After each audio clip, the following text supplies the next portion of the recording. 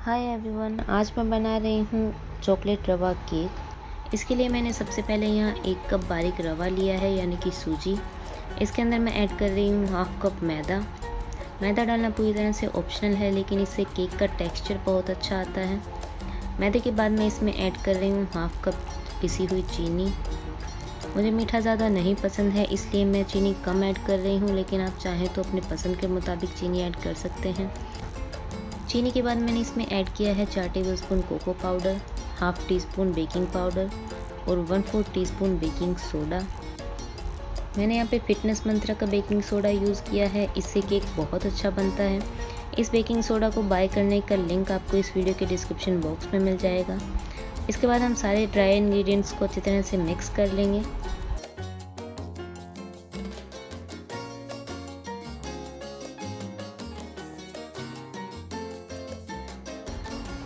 Mix करने के बाद हम इसको साइड में रख देंगे और एक बड़े साइज़ का बोल लेंगे।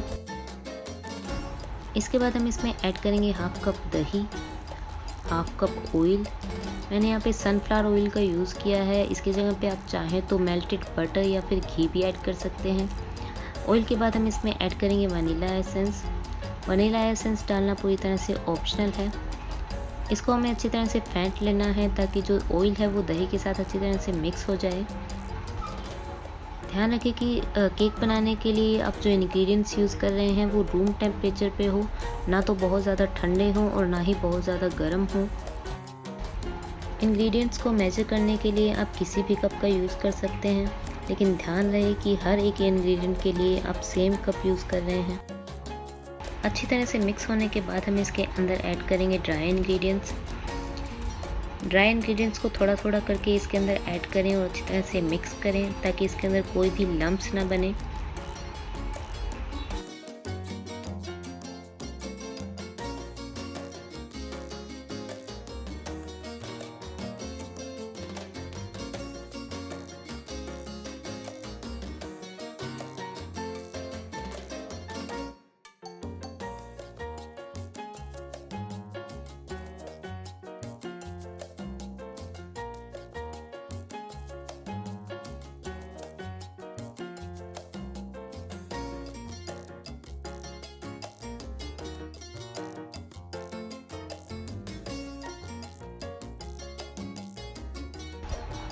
मैंने यहाँ पे 4 पोर्शंस में ड्राई इंग्रेडिएंट्स को मिक्स किया है।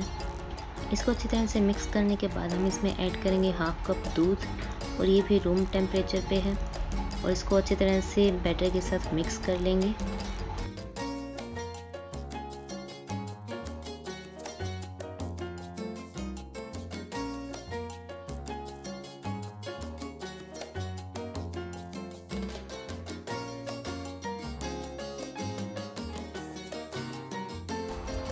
बैटर की कंसिस्टेंसी जो हमें चाहिए उससे थोड़ी सी रनी कंसिस्टेंसी रखेंगे, क्योंकि इसके अंदर सूजी है जो दूध को सोक करेगी। मिक्स करने के बाद हमें इस बैटर को आधे घंटे के लिए रेस्ट करने देना है। आधे घंटे के बाद हम सबसे पहले माइक्रोवेव को 180 डिग्री सेल्सियस पे प्रीहीट होने के लिए रखेंगे।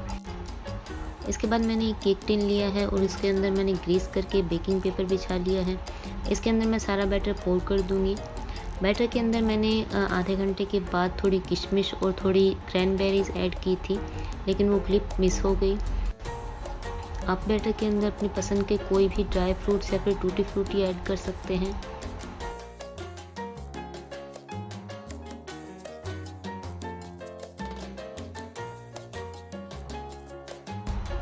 बैटर को केक टिन में ऐड करने के बाद मैं एक फोक ले रही हूँ और इसको बैटर के अंदर इस तरीके से चलाऊंगी, ताकि जो किशमिश और क्रैनबेरीज मैंने इसमें ऐड की थी वो पूरे केक टिन के अंदर फैल जाए। इसके बाद मैं केक टिन को प्लेटफॉर्म पे टैप कर रही हूँ, ताकि इसके अंदर कोई भी बबल या फिर गैप ना रहे। इसके बाद मैंने इसको कन्वेक्शन मोड पे 180 डिग्री सेल्सियस पे 15 मिनट के लिए बेक किया। 15 मिनट के बाद मैंने केक को चेक किया और उसको फिर से वापस 180 डिग्री सेल्सियस पे 10 मिनट के लिए और उसके बाद फिर से 5 मिनट के लिए बेक किया। तो इस तरीके से केक को बेक होने में टोटल 30 मिनट लगे थे। बैटर जितना पतला होगा केक को बेक होने में उतना ही ज़्यादा टाइम लगेगा।